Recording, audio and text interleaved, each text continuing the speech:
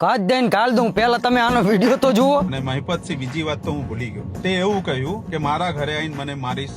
અલ્યા ચોદ માદર, તારા ઘરની વાત ક્યાં કરે? પણ તું ગુજરાતના ગમે તે ખૂણે દેખાણો ને તો મહિપતસિંહ બાપુ તો મારતા મારશે, પણ ગુજરાતીઓ હે ને ઈ પેલી તારી વાંકી કરીને મારશે. કેમ કે મહિપતસિંહ બાપુ સેવાના કામ કરે હે અને ગુજરાતમાં બધાયના દિલ ઉપર રાજ કરે હે. પેલા તું જેને ઓળખતો હોય ને હા એની પાસે મારી પૂરી હિસ્ટ્રી કઢાવી લે. લો હવે બાપુ કને ઈ જ કામ રહી ગયા એમ ને કે તારી હિસ્ટ્રી કઢાવતા ફરે. અલ્યા બાપુ પાસે ટાઈમે નથી કે તારી હિસ્ટ્રી કઢાવે. પેલું મારું કોઈ ઘર નથી, પેલા શોધીને ઘર બનાય, પછી બાપુનો વિરોધ કરાય. બીજું મારો કોઈ પરિવાર નથી. તો તારો પરિવાર ના હોય ને તો બીજાની પત્તર ના જધાય. કેમ કે બાપુને હે ને આ ગુજરાતની અંદર જેટલા પણ ગરીબ માણસો હે ને એ બધાય બાપુનો પરિવાર છે.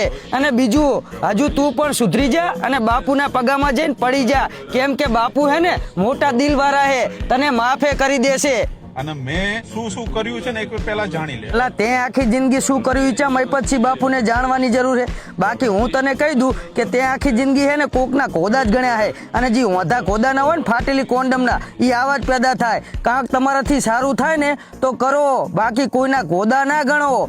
ચોદ માદર.